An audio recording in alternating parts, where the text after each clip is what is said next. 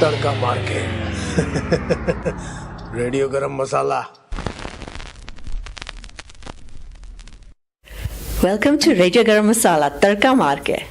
Today I have with me Pallavi Sharda, Australia's Bollywood actress. She is an international performer whose versatile film credits include Save Your Legs, Besharam and Hawaizada, and soon to be released Begum Jaan, Lion and Shambhala. Pallavi is an accomplished Bharatanatyam dancer and is the first actress of Indian origin to play a leading role in an Australian film. Welcome to Radio Garam Masala, Pallavi. Thank you so much for having me. It's a pleasure, and you're very, very pretty as well. I can see from the photos compared to in person. Lovely. Just a few questions. One of the first questions I have is if you can tell us a bit about your ambassadorial positions in both India and Australia as a representative of multicultural art and communications. I think it's an incredible privilege for me to be able to be an ambassador for such causes in both India and Australia. I'm very passionate about my two heritages, my two cultures, as most people know once they get to know a little bit about me. I think I always say it was a privilege to have been born. I'm now in the city of my birth, in Perth. I was a privilege to have been born here, to have grown up in Melbourne, and had the education that I was, privy to, given the socio-economic background that I grew up in, and not many people are so fortunate. And then for me to go to India and not only have my artistic pursuits, but also see that there's a lot of developmental work that happens there that needs contributions from people like yourself and myself. I have a unique skill set because I studied law and media and communications, right. And there's not many Bollywood actresses who are trained lawyers, so I think people have picked up on that and have picked up on my passion for both cultures. So within Australia, it's been great to be able to promote Indian culture. Right. And I think it goes both ways, because I think there are a lot of pre-existing notions about what it is to be Australian. And when you go back to India, you have to really kind of drum through and say Australia is a very warm, open, multicultural community. And I always say that, I speak fluent Hindi, Punjabi and unaccented English when I need to. And I was able to do that because I grew up in Australia. Right. There aren't many girls that grow up outside of India that has that exposure. Right. Unaccented English. Well, as in it changes. I have my Aussie English and I speak in. I would say that not multilingual, but even multi-accented. Well done. Code shifting, apparently. Oh, wonderful. We might get you to say a few different accents in a minute. You've also been involved with Melbourne's iconic Moomba Festival, right, along Shane Warne. Yes. And you're the co-curator of Melbourne's White Night Festival in 2015? Yes. Okay, and ambassador of Ozfest, Australia's largest ever cultural festival of India. What is your involvement, and is there a message you want to get out there? Well, I think, Moomba was perhaps the most, as you said, iconic of all those three that you mentioned, particularly because it's such a long-standing tradition in Melbourne. Moomba's been going on since the 50s, and I grew up going to Moomba, and it always sat on the birthday weekend in March, so we'd go to Moomba for my birthday. And then when, Robert Doyle, the Lord Mayor of Melbourne, called me up and said, would you like to be my queen? I thought, first of all, what does that mean again? Second of all, who's the king? And he said, I think we'll get Warnie. And I went, all right, this could be really interesting. But it was great because it was really the Lord Mayor in the city of Melbourne understanding that there is a huge Indian diaspora in Melbourne, and to have someone who represents both cultures is really having someone who's very Australian. Right. It's not someone from the outside.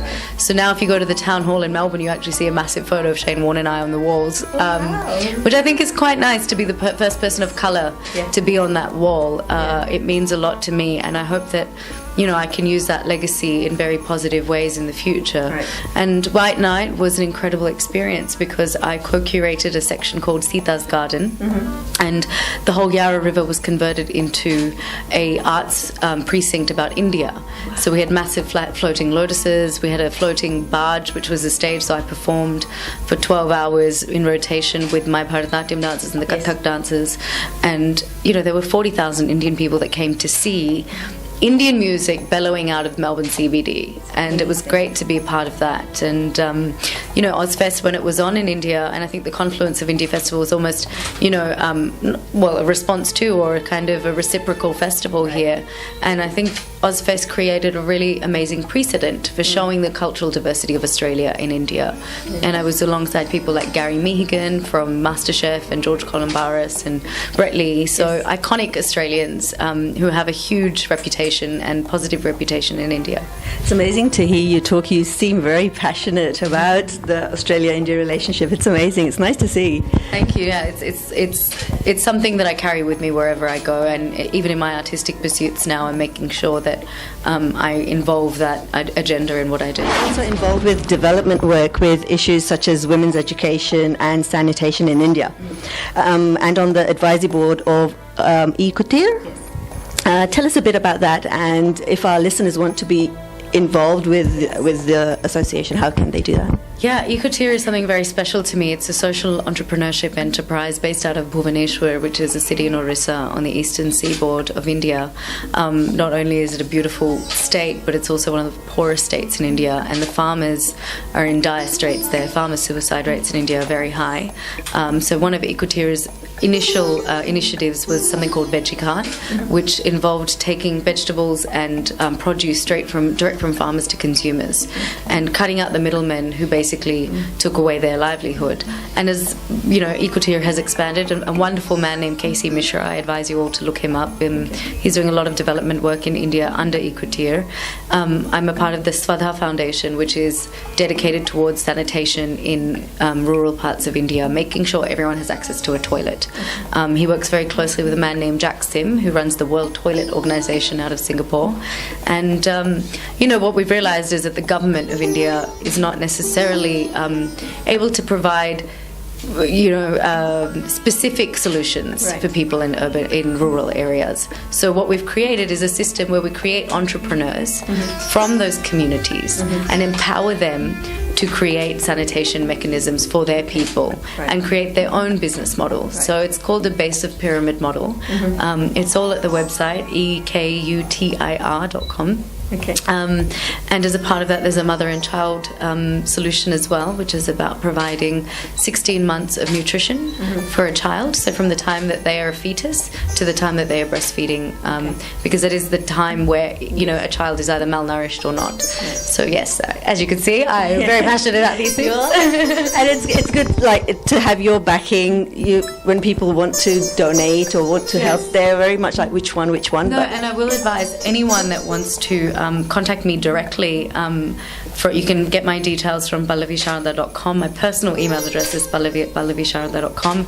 I had a few people emailing me today about Ecotir, and I definitely want to understand from the Australian Indian community the ways in which they want to give back to India, and I want to help provide mechanisms for those pathways to occur, because a lot of people, our family friends in Melbourne, say we want to give back but we don't know how, where's the money going. So I understand the need to create a very transparent system, and I have a lot of ideas about how I can help that happen, and if I have the backing of the community, then I would love to start that. Definitely, and Radio Garam Masala will definitely be behind. Now, both your parents are doctors. Any pressure on you to become a doctor as well, or they encouraged you to take your path? My father's now becoming an actor, so it's gone the other way around. No, I'm very impressed by him. Recently, my father just he had he was the lead in a play in Melbourne, and my mother's a very artistic and enterprising woman, so I think my artistic genes come from them, actually.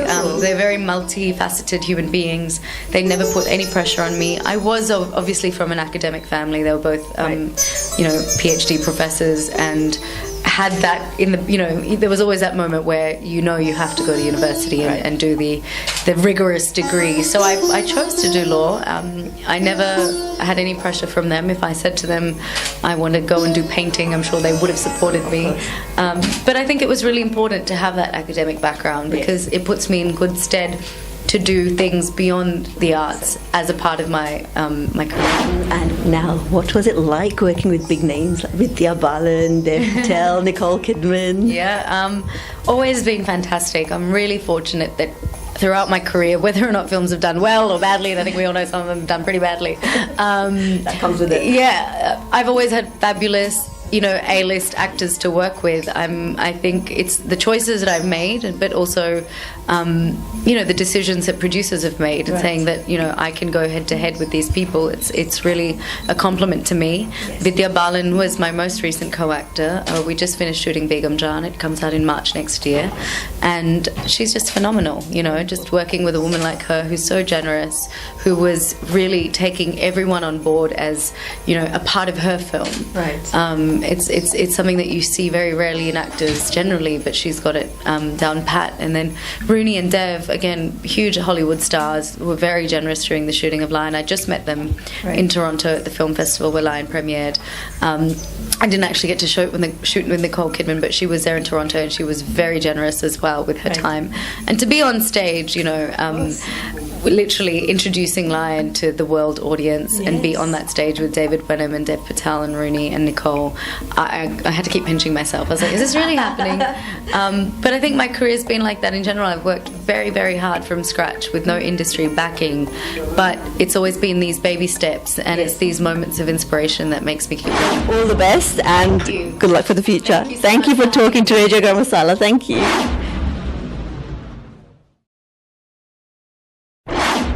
And I hope you have a great, big, successful. I know. I think I need that coffee now. I think so. Please.